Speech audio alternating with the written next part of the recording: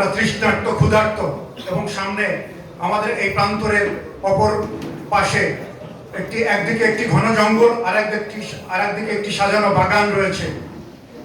সেই জঙ্গলের ভিতরে নানা ধরনের হিংস্র পশু রয়েছে, একদিকে নানা ধরনের কাঁটাযুক্ত গাছ রয়েছে, আর একদিকে একটি সাজানো বাগানের মধ্যে সুসজ্জিত বাগান রয়েছে, ফল রয়েছে, পানি রয়েছে।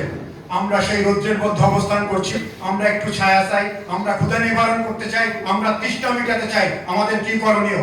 আমাদের সেই সুসজ্জিত বাগানের দিকে যাব, না আমরা সেই ঘন জঙ্গলের দিকে যাব যেখানে হিংস্র প্রাণী রয়েছে? আজকে আমাদের সিদ্ধান্ত নিতে হবে। আমরা যদি দেশকে রক্ষা করতে চাই, জাতিকে রক্ষা করতে চাই, তাহলে আমাদের এই জাতিকে সেই সুসজ্জিত বাগানের দিকে নিয়ে যেতে হবে, ওই জঙ্গলের দিকে নয়। আজকে সেই সিদ্ধান্ত নেওয়ার সময় এসেছে। সেই সিদ্ধান্ত নিতে যদি আমরা ভুল করি, তাহলে আবার বাংলাদেশের কপালে অন্ধকার নেমে আসবে। এই জাতি আবার পথ হারাবে, দেশ আবার পথ হারাবে, দেশে আরেকটি কালো শাসন প্রতিষ্ঠিত হবে। সুতরাং এই দেশকে আমরা নতুন বাংলাদেশ বানাতে চাই, নতুন বন্দোবস্তের বাংলাদেশ বানাতে চাই, একটি বৈষম্যহীন বাংলাদেশ বানাতে চাই। সেজন্য আমাদের আর ঘুমিয়ে থাকলে চলবে না।